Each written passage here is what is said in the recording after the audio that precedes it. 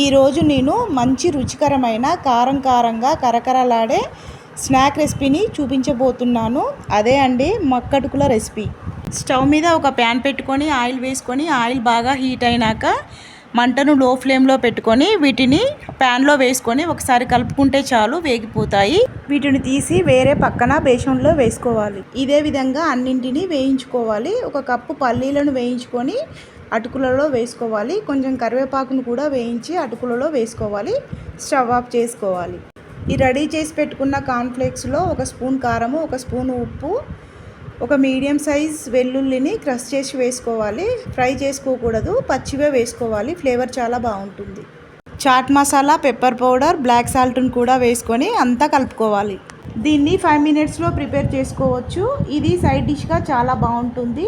మనం పప్పు, సాంబార్, టమాటో రసం చేసుకున్నప్పుడు సైడ్ డిష్గా చాలా బాగుంటుంది. పిల్లలు కూడా చాలా ఇష్టంగా తింటారు. ఇంతే, ఎంతో టేస్టీగా ఉండే కార్న్ఫ్లేక్స్ మిక్చర్ రెడీ. మీరు కూడా ఒకసారి ఇలా ట్రై చేసి చూడండి. ఎలా వచ్చిందో కామెంట్ చేయండి. వీడియో నచ్చితే లైక్ చేయండి. Thank you.